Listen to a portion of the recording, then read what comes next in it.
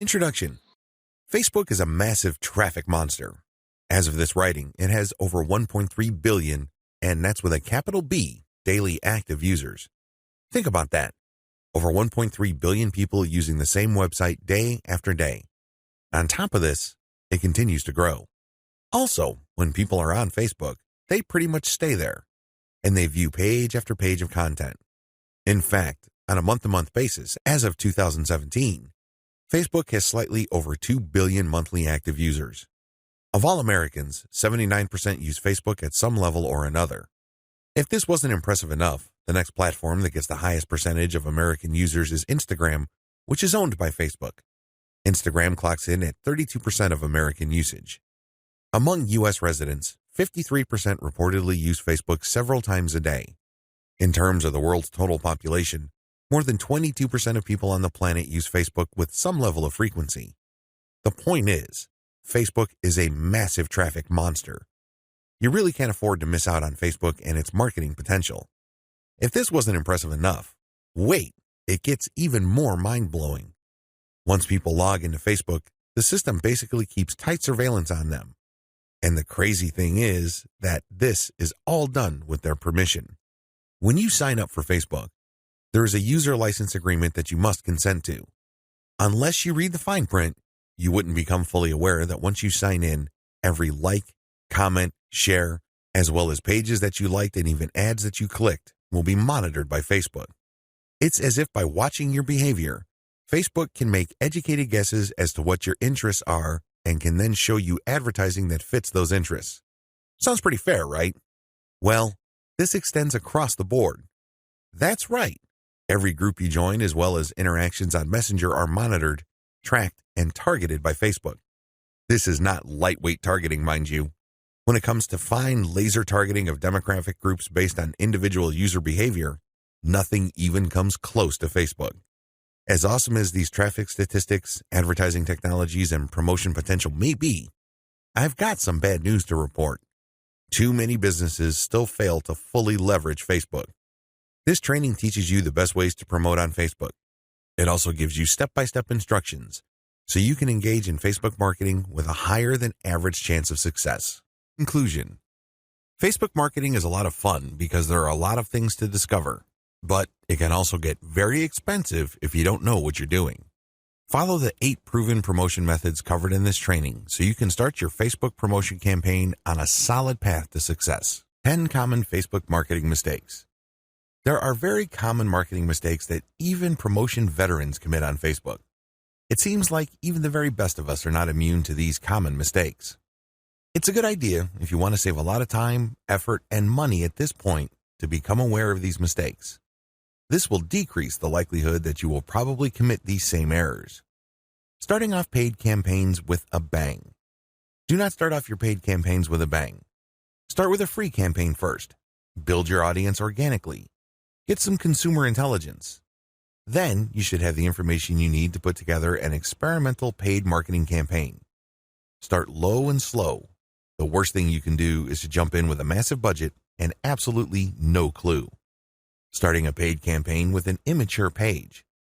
If your page is very new or there's really not that much engagement yet, you might want to hold off on a paid campaign.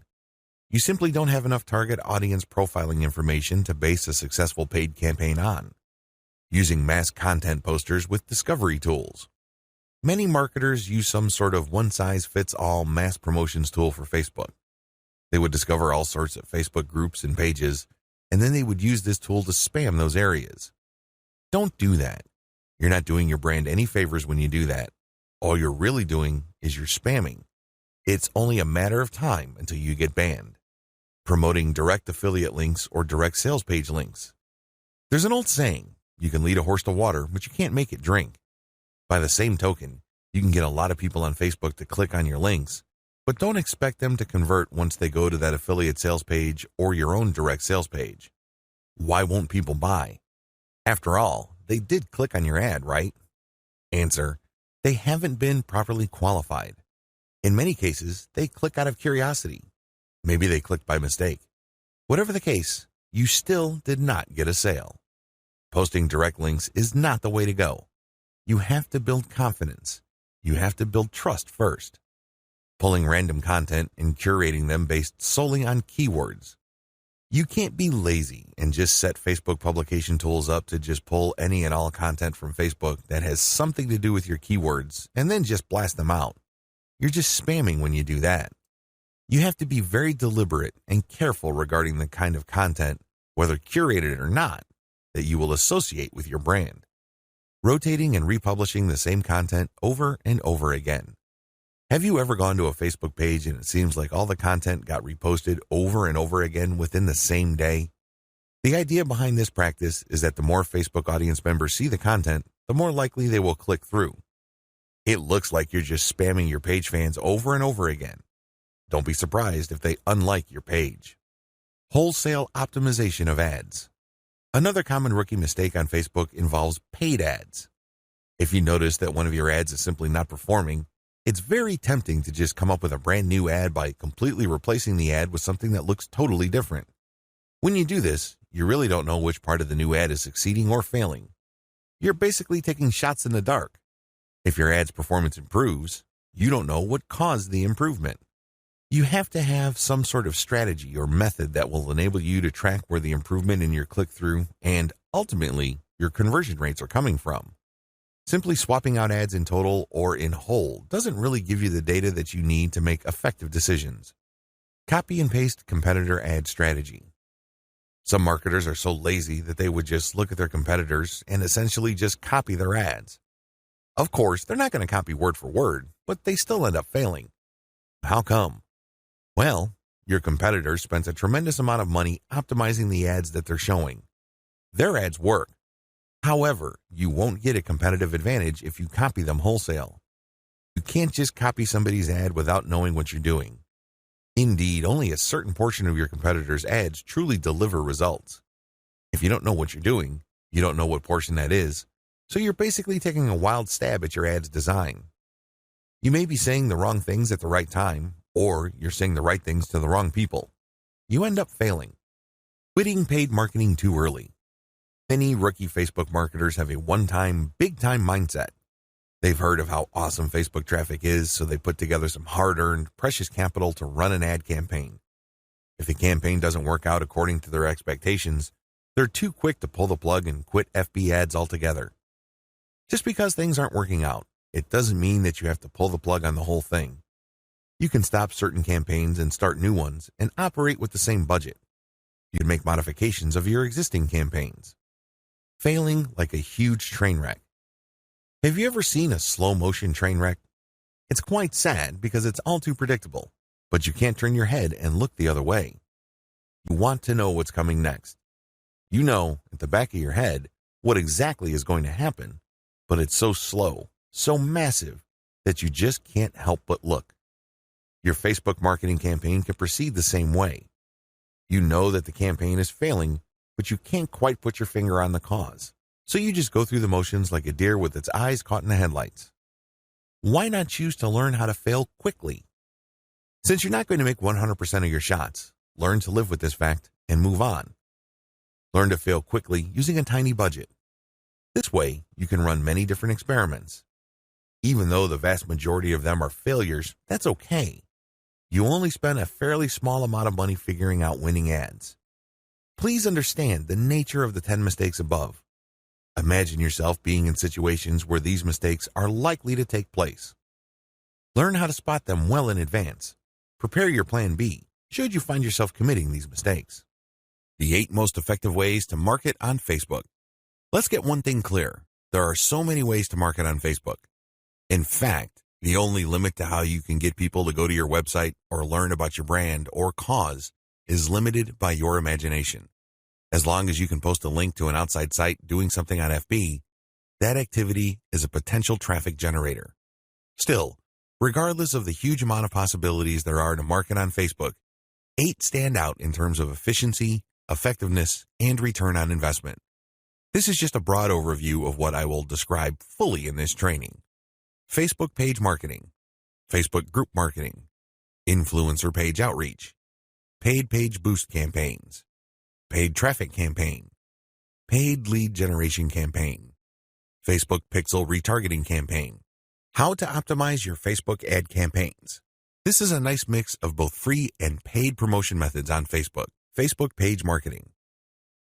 One of the most obvious ways to market on Facebook is to set up a fan page for your business, your brand, or your cause. Facebook actively promotes this feature of its website. What it doesn't tell you is the fact that Facebook has been actively modifying its algorithm to the point that you're going to have very popular content for you to reach most of the people who have expressed interest in whatever it is you're promoting.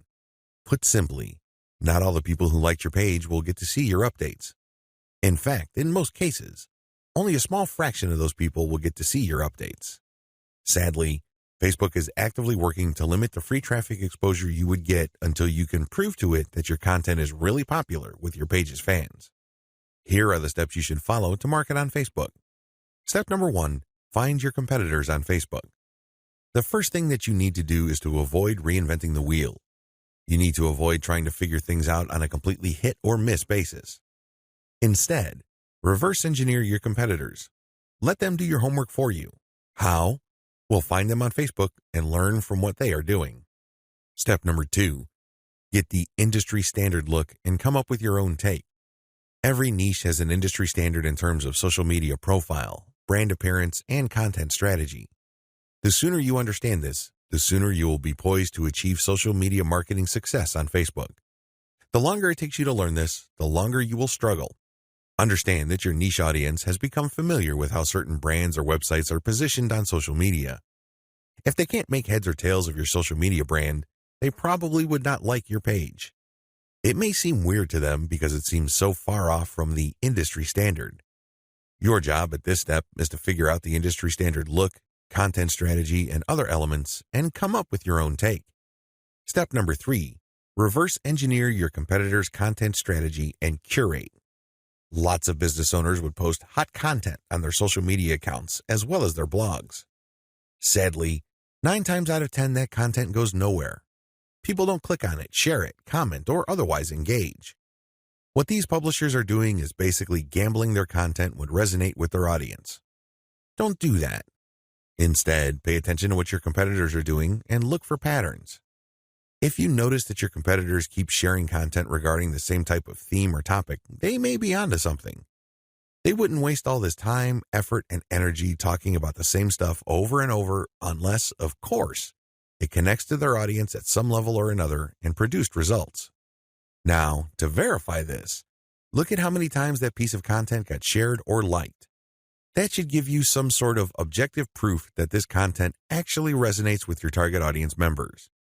When you reverse engineer your competitors, you are essentially copying their strategy to reach the same eyeballs that you're trying to reach. This also applies to content curation, where you take content that is published by other people and you promote it on your social media platform. This creates a win-win situation because you're not ripping off this content. You are copying the content's link, including a short commentary, and allowing people to click on the link. This creates a win-win situation. The publishers of this content get traffic. You get to build credibility because you're sharing information that your target audience members would actually be interested in, and this leads to the possibility that they would like your page. Once you have built up enough page likes, you can then start sharing your own content, which leads to direct traffic to your website. Step number 4, pick the best performing or most popular type of content and scale up. Post content for a few weeks. Keep publishing, and then look at the content that gets the most engagement. Which shared materials get the most likes, the most shares, the most comments? At some point, you're going to ignore other types of content and focus on the ones that perform the best. For example, if you have a Facebook page on Chihuahuas and you notice that third-party articles on Chihuahua houses get a lot of shares, likes, and comments, you might want to eliminate most other types of content and focus on Chihuahua houses, because those get the most love from your audience. Step number 5, come up with your own version. Come up with your own version of winning content. For example, you know that Chihuahua houses get a lot of love and are very popular on your page. Come up with your own articles about that topic. These articles, of course, drive traffic directly to your blog or your online store. These have to be at the same level of quality as your third-party content, or better. Pay attention to how your curated popular content talks about the topic and adopt the same style but deliver something better. Maybe you should offer longer information, more up-to-date information, or blog posts that have multimedia elements like videos and graphics. Whatever you need to do, come up with content that basically blows away all the other content that you feature on your page. Step number 6, promotions, photo tagging by your users. This is a free promotion technique. Tell your page fans that you're going to give them some sort of digital freebie. Maybe it's a graphic badge. Maybe you're going to mention their name on a post. Maybe you're going to give them a free ebook or some sort of free software. Whatever the case may be, tell the people who like your page to tag their friends on photos that you're going to post. Now, these photos, of course, must draw attention to your brand, your website, or your Facebook page. You're not just having them tag a photo. This photo has to say something. It should be promotional in nature. The more photo tags you get, the higher the chance that you will get a lot more page likes and also clicks to your website from Facebook. The best news? You don't have to offer money. In fact, studies indicate that money offers aren't all that effective. It's much better to offer some sort of specialty graphic or digital goodie like a free book or booklet, or maybe a discount code. Step number 7, promotions. Comments by your users. Use the same rules as in step 6, but instead of photo tagging, get your page fans to post comments. It would also help tremendously if the comment includes the name of the people on the commenter's friends list. I leave it up to you how to craft this, but obviously, the more tags there are in the comments, and the more engaging the comments, the more popular your posts become. Step number 8, call your users to action. If you have people who have already liked your page, post occasional reminders to them that they should invite their friends. This works because birds of a feather flock together. Seriously, the main reason why you are friends with people in the first place is because they share roughly the same set of interests as you. People who share basically the same pool of interest tend to attract each other. Take advantage of this fact by calling your page fans to action so they can invite their friends. Step number 9, use insights to promote your page. As much as possible, I would go through step 1 to step 8 and master all steps before I go ahead with step 9. With step 9, you're going to be shelling out money to promote your page. After a couple of months, you can use Facebook's very robust audience profiling system called Insights to promote your page. You will know the right demographic, and you will also know the right posts and content to promote. Step number 10, boost your most popular content. Use Facebook's lookalike audience system to find people who are not currently fans of your page. This feature in Facebook's ad system enables you to reach new audiences who share roughly the same interests as the people who have already demonstrated an interest in your page. You're basically using Facebook's very powerful interest targeting system in terms of demographics and interests to get new eyeballs to your page. This can lead to more likes, which can lead to more readers of your content. From that point, you can then run targeted ads. Facebook group marketing. One of the most powerful ways to market on Facebook is through its group feature. Considering what's been going on with Facebook's algorithm for its Facebook pages, it's a good idea to have your own Facebook group as a backup. Although Facebook has been cutting back on the organic traffic it sends Facebook pages, it's still worth it to have a page because you get audience insights from it. Another great benefit of having a page is the fact that you can copy and paste content from that page to Facebook groups. When people see your content in a group, they not only see the content, but they can also see a like button. When they click that like button, you get a new Facebook page fan. The key benefit of having a Facebook group lies in visibility.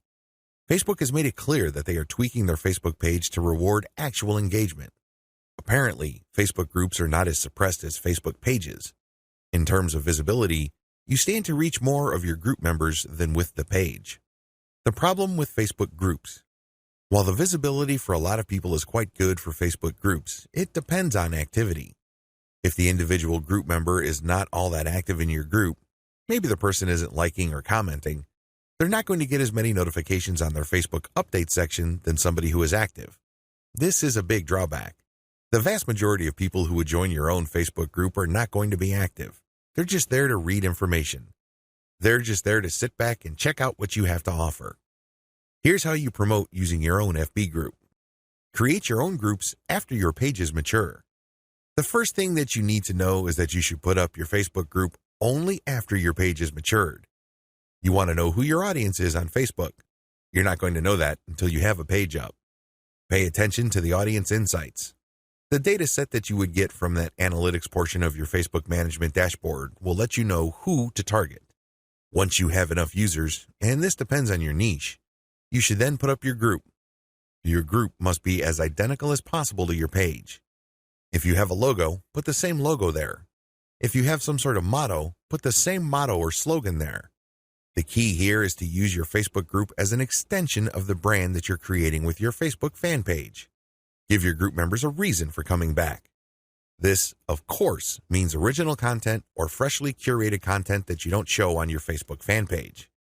You have to give people a reason for following you on as many different places on Facebook as possible. This, of course, boils down to premium content. Market to other groups. This is the most important part of Facebook group marketing, because if you were to just build your own group as a supplemental source of traffic for your page, you're probably not going to grow all that much. You have to go to other groups which have already done a good job attracting the eyeballs that you want to attract. There has to be a tight fit between these groups and your niche. Go to those places and become a credible poster. This means that you should refrain from just dumping the same content that you have on your page to these groups. Invest time in them to become a local expert or a credible authority. It doesn't take much.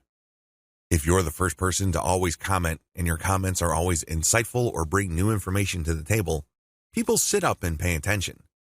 People can see that you are an asset to the community, and they are more likely to give you the benefit of the doubt when you share content that obviously comes from your page. Once you have established credibility, share your own page content. As I've mentioned above, these posts not only have content and your brand, but also a like button. This is a great way of getting page fans. Always engage. When people comment on what you post, reply. They might be haters, they might be critics, but it doesn't matter, reply anyway. This conditions the mind of your readers that you are approachable, accessible, and you actually want to help people out. If you just drop a link and take off immediately, you're a spammer. You're not a community member. You're obviously not somebody who's there to add to people's knowledge and bring value to their lives. My most important tip: after sharing high-quality third-party content that you do not share on your page in groups, pay close attention to your page's audience insight. Find your most popular piece of content. Look for third-party content that is similar to that and see if you get a lot of positive engagement when you share that material. If this pans out, then use content from your site that fits the same themes as the tried and proven popular content on the Facebook groups that you're in, and use those to get page likes. Influencer page outreach. Influencer page outreach really boils down to creating allies. In your niche, you are sure to have competitors. However, some of these competitors are open to cooperating with you. Many will not give you the time of day, but there are few who would see the strategic advantage of partnering up instead of competing.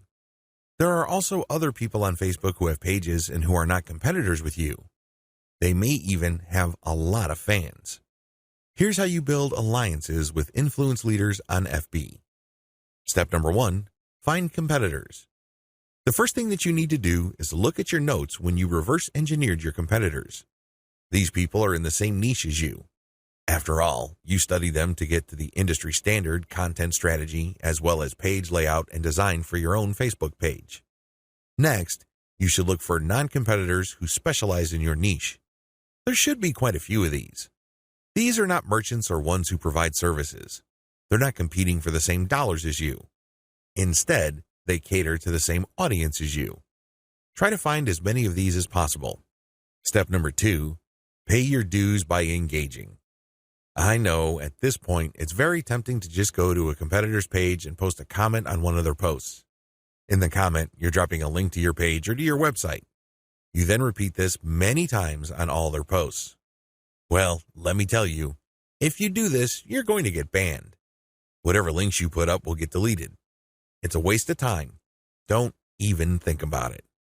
The same applies to influential niche observers. These are non-competitors, but you shouldn't spam them either. Instead, you should pay your dues by engaging. How do you do this? First, you need to share high-quality content. It doesn't matter who wrote the content.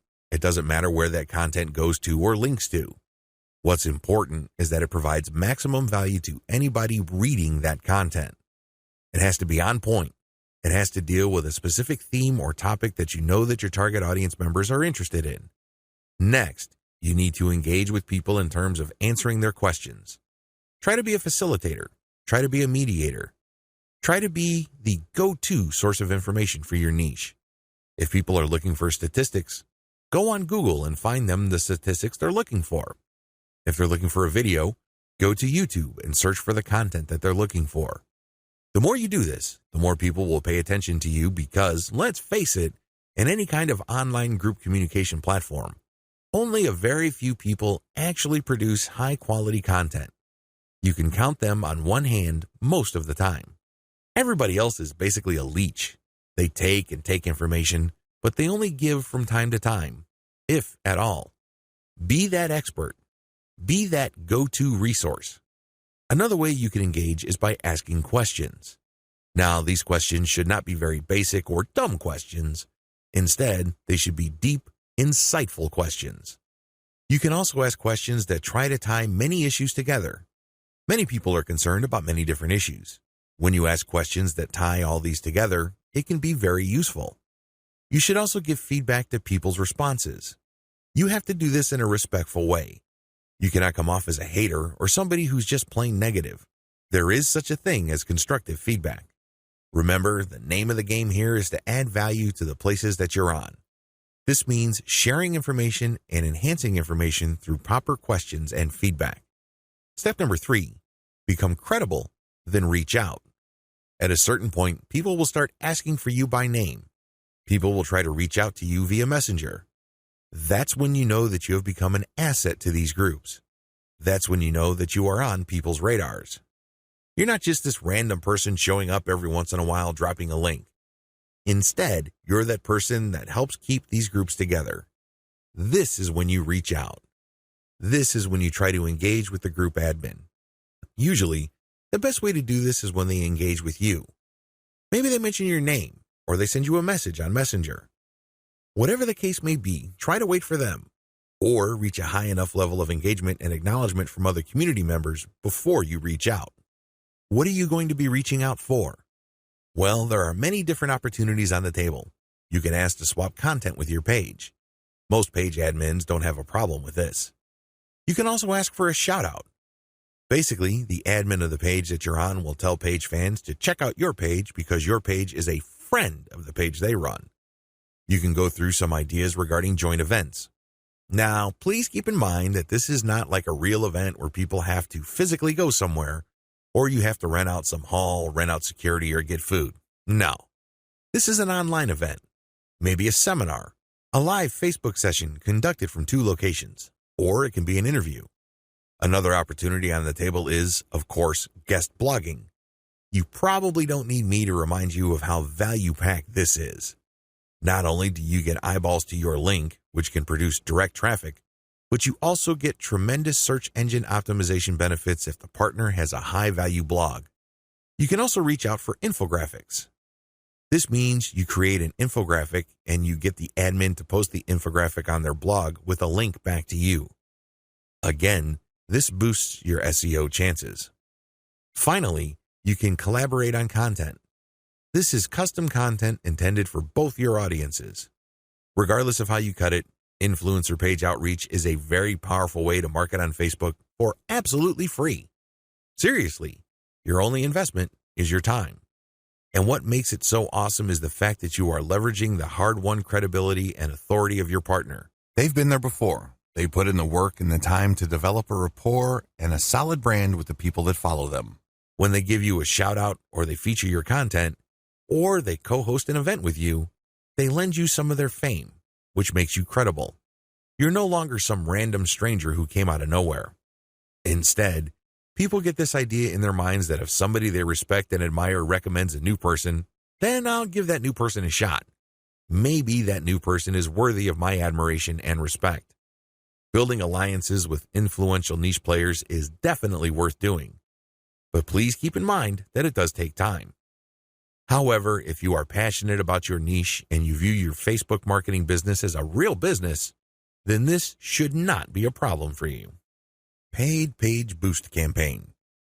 Another way you can get a lot of traffic from Facebook is by using a paid page boost. Basically, you are paying for the promotion of your page. This is different from a page post boost. You're not promoting the content of your page, you're promoting the page itself. This is a great way to get page likes and to broaden the statistical demographics of your page. And why is this important? Why is it a big deal that you get a broad statistical demographic snapshot of people truly interested in whatever it is you are promoting? You have to understand that Facebook works best when you target people by their interests. This is a bit tricky because if your page is statistically inaccurate as far as your niche is concerned, you probably would have a very faulty set of targeting parameters. You're not quite there when it comes to getting the interest of people you're trying to reach. This is why it's crucial that your page gets a truly honest snapshot of the range of interests as well as demographic information of the people who are actually interested in whatever you are promoting. This is hard to achieve if you are just promoting your page organically. Maybe you're not putting in that much time in getting the word out about your page. Perhaps you are just sharing the word on several groups that may not line up, demographically speaking, with your niche. Whatever the case may be, there might be a blind spot there. This is why I suggest that at least at a minimal level, engage in some sort of paid page boost campaign. Make sure your page is mature enough before you launch a paid page boost campaign. Make sure that your page has been around for a long enough time for it to build up enough user insight as well as engagement levels for you to accurately target the demographic you should begin with. This is important. If you're able to pull this off, then your demographics will help you run more successful campaigns involving your content or your direct traffic campaigns.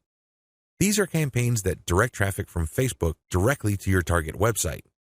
You're going to do that primarily using a lookalike audience campaign.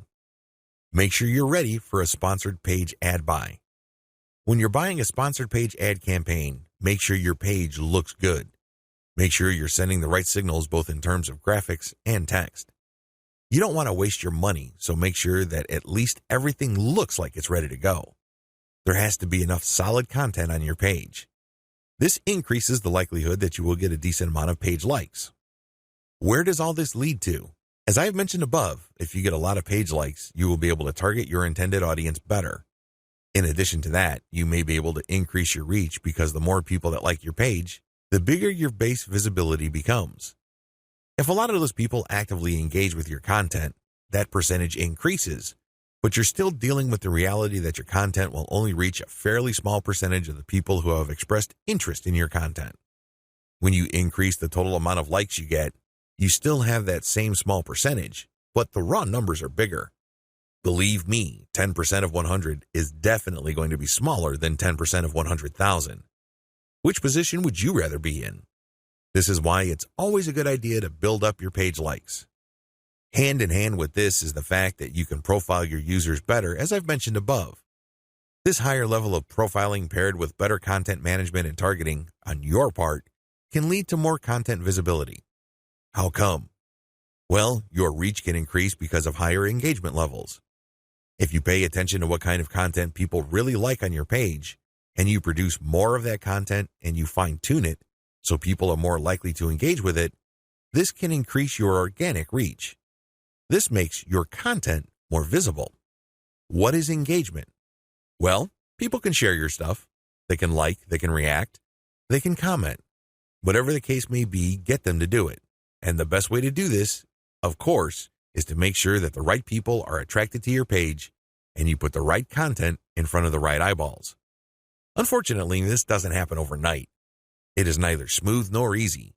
It's one of those things that you figure out on your own on a trial and error basis. But you do have powerful tools like Facebook's Audience Insights to see which content is resonating with your audience members. You can't just set this up and forget about it. You have to actively monitor it. You have to look for patterns. But the crucial ingredient to all of this is that your page gets enough likes. That's why you have to promote it at some point. Paid lead generation campaigns. Did you know that on Facebook you can collect email? That's right, you can collect leads. It's pretty straightforward. You can run ad campaigns with a lead collection button. It can be find out more, sign up, or other language. Regardless, if you're running this type of campaign, it must be highly targeted. It's really important that your targeting is spot on. I put this part of Facebook ad marketing at this point in the list of marketing methods because this takes quite a bit of work. You should be quite familiar with Facebook before you even try this. You should know your way around Facebook's ad system before you engage in paid lead generation because it can get quite expensive. If your ad doesn't get many clicks or it's super finely targeted, you don't really have that many people to work with, and this can drive up your costs. You have to know how to optimize your ad campaigns on Facebook for this to make sense. You can optimize on many levels. There are 3 levels you can optimize. Level 1, you can tweak the freebie you're giving away. This is the free stuff that you're giving away, so people are motivated to enter their email address into your form. Maybe you're giving away free membership access. Perhaps you're giving away a booklet or a book or a report, a set of templates, a set of graphics, possibly even giving away software or a mobile app. Whatever the case may be, you are giving out freebies, and you need to optimize these. What I mean by that is the freebie that you give must motivate the most people in your target audience to sign up for your mailing list. This is not easy. You cannot assume that just because you think that your booklet is awesome or is the next best thing since sliced bread doesn't automatically mean people will agree with you. It doesn't work that way. You may have to switch from one freebie to the other until you get a high enough sign-up rate that would tell you that the freebie that you have selected is the right one. Thankfully, this is fairly easy to do with Facebook. You basically run different ads that offer different premiums. Level 2. Level 2 optimization focuses on optimizing your ad copy. As I've mentioned above, lead generation campaigns on Facebook can and do get very expensive. It seems like you're doing all this for basically a handful of emails. This is why it's really important to make sure that you run a fully optimized campaign to get the most results. How do you do this? Well, you optimize your ad copy on an elemental level. Still, I want you to get a heads up this early on regarding the amount of optimization that you would have to do. It is quite intensive. You can't leave things at a surface level. That's just not going to work. Level 3. Level 3 involves optimizing based on conversions. When people click on your Learn More or Sign Up button, they're shown a form. You're going to have to keep tweaking that form to say what it needs to say to convert as much of your traffic into list members as much as possible. This takes quite a bit of time and attention to detail. Again, you have to run these experiments while minimizing your costs. Once you find out something that works, optimize it to increase its level of conversion. Once you have picked a winner that cannot be optimized any further in terms of conversion rate improvements, that's when you scale up. That's when you pour in the dollars to reach as many people as possible to boost your mailing list sign-up. Facebook Pixel Retargeting Campaign.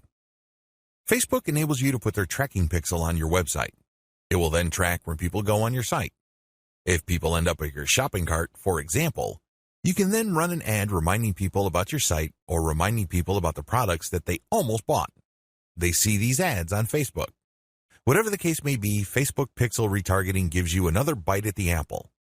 One of the biggest problems with e-commerce is that prospective buyers abandon their shopping carts. A large chunk of these buyers simply decide at the last minute or at some point in the buying process to dump their shopping cart. They don't follow through. This is where the retargeting campaign begins. It's basically a way of reminding people who have already expressed an interest in whatever it is you're offering to come back. If anything, you recycle traffic that you have gotten from Facebook. Another benefit of this technology is that it pulls traffic from Facebook that you did not get from it originally.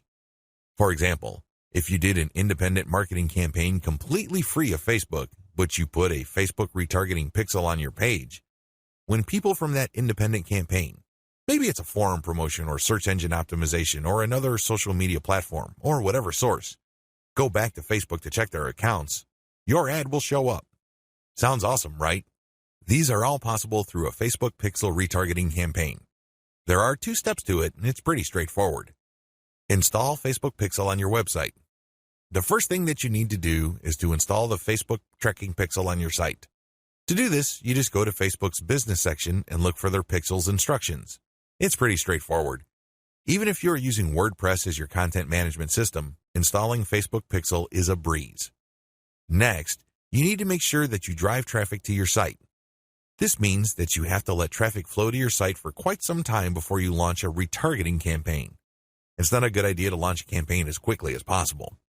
You have to have enough targeting pixels installed in people's browsers for this to make sense. Otherwise, there are just not enough people to work with.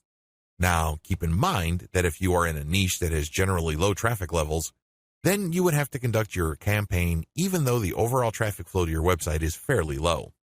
Run ads on Facebook for retargeting.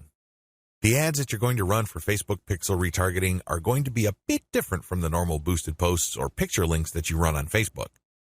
Instead, these are going to try to achieve two things. You can remind people about what they did. Maybe they wanted to buy something, but they changed their mind at the last minute. Perhaps they were reading some sort of conversion article and were about to enter their email address, but they didn't. Whatever the case may be, you're reminding them to come back to what they were doing before. The other thing that you can do with your Facebook pixel retargeting campaign is to pull people deeper into your website. Usually, a website is composed of two parts. The first layer is the content layer, meaning you're trying to get people to know about the problem, like your particular solution, and eventually trust the solution enough so they can buy. The other part, of course, is pretty straightforward. It's all about buying. But there's a complication. A lot of people would go through the content layers, but they never make it through to the actual buying part. They never make it to your conversion page. This is where retargeting ads that pull people deeper into your website makes a lot of sense. For whatever reason, somebody reading an article on your site decides to close the window and get out of your site. You can run ads that tell them about content, but another piece of content that is related to what they were reading before. This pushes them further down the conversion funnel. Alternatively, you can run an ad that promotes your conversion page. Basically, what you're saying to the prospect is you've figured out what my website is about, and you have a clear understanding of what I have to offer. Maximizing your results from Facebook pixel retargeting. I suggest that if you want to maximize the results you get from retargeting, promote your squeeze page. That's right. Promote the page that recruits people to your mailing list. Usually there's some sort of freebie. There's usually some sort of book or booklet that you're giving away so people can enter their email address. Whatever the case may be, push the squeeze page.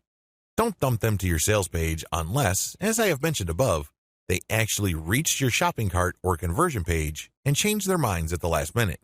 That's pretty much the only situation where you should retarget showing an ad that goes directly to the conversion page. Other than that, convert them to sign up for your mailing list. It's your mailing list with its many chances of gaining attention, building trust, and gaining credibility, which will actually do the heavy lifting as far as converting that prospect into an actual sale. How to optimize your Facebook ad campaigns. Follow the steps below so you don't overthink things and make bad decisions when optimizing your FB ads. Reverse engineer your competitors and come up with a standard model. If you have a personal account, find your competitors and like their pages. Before you know it, you'll start seeing ads either from your competitors themselves or from businesses that are very similar to your competitors. Pay close attention to these ads. Reverse engineer them to find the standard model for these ads. In other words, go through as many of these ads as possible and get a clear understanding of what kind of pictures, headlines, and text they use. Also, if they are mostly promoting posts, pay attention to that. Whatever the case may be, look at what they're doing and see common patterns. Focus on the most commonly used strategies because this gives you the industry standard model. Don't get sidetracked by ads that seem so different, so new or so innovative because if they are so different from the industry standard model, they're outliers. There's a high chance that those ads do not convert. Come up with your own version and test with a low budget. Test with a low budget. You don't want to burn through a tremendous amount of cash during the testing process. There will be a time and place for you to get crazy with the budget, but now is not the time. Create variations and test. Now that you have come up with your own version of the standard model, create variations of it and then run low-budget tests. Do not do this randomly. Do not do this based on your feelings or impulses. Instead, you have to follow certain rules on how to create variations. Otherwise, you wouldn't know which part of the ad accounts for its greater success. I've seen this happen many times. In fact, I've committed this mistake before. I would take an ad and test it. I would notice that it's not getting that many clicks, so I'd change half of the ad. Maybe I change the picture and then the headline, or I would change the heading and the description. Whatever the case may be, I would change half of the ad, and sure enough, it would improve. But when I try to improve things again by changing the other half of the ad, it falls apart. You want to establish a way of effectively tracking which changes accounted for which improvement. By using this method, you can optimize parts that work to reach peak convertibility and then work on the other elements of the ad that could use some improvement. However, you have to do this in a systematic way. I've described this in the section below. Pick the winner and make further variations. Now that you have made variations of the original and you ran a test, there will be at least one winner. It gets the most clicks and conversions. Make variations of it and you run the test again. Keep testing until you find the ad that delivers the best return on investment. The end of this process is pretty straightforward. You keep making variations and you keep testing on the cheap until you find an ad that delivers the best ROI. In other words, it delivers the most conversions while costing very little money. I know it sounds like a fantasy at this point, but it is doable with testing. Scale up. Increase your ad budget to your winning ad to pump a massive amount of traffic to it. You should only do this when you are dead sure that you have a winning ad on your hands. In other words, you have tested it rigorously and have optimized it to the point that it cannot improve its conversion rate any further. That's when it's ready to go big time. Make sure you optimize on an elemental level. The big problem with the ad optimization method I described above is how do you know which part of the ad to change up? How do you know which part of the ad to optimize? Wholesale variations do not work.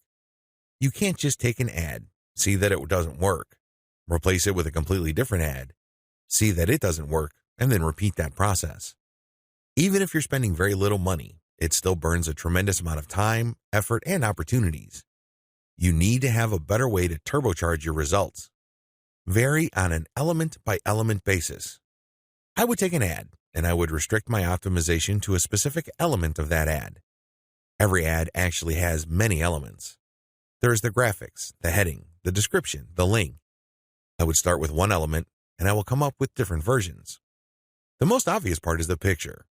So I'd play around with the different pictures and see which gets the most clicks. I would then come up with a variation of that picture and see if I can improve my click-through rate. Again, I'm spending very little money here. I just want to see an improvement in click-through rate for that element that I'm varying. Once I have reached a plateau and I can't improve any more on that element, I would then switch to another element. For example, if I'm running a campaign for dog food and I notice that my best performing picture after a series of variations is a picture of a chihuahua that seems to be smiling, I will keep that picture, but then I will then switch to the next element of the ad, which is the headline. I would then keep varying the headline to see if I can improve the conversion rate of that ad. Once I've reached the ceiling or a plateau for improvements in conversions due to headline changes, I then move to the description. Do you see how this works? You know that you have to vary an element if you keep picking the winning variation. You do this with small tests until the whole ad is optimized. After all elements have been optimized, scale up your ad buy. Once I've gotten an ad that converts much better than its original form, and I've gone through all the elements, now is the time to scale up. This is where I pour quite a large amount of cash into my Facebook ad campaign to boost traffic.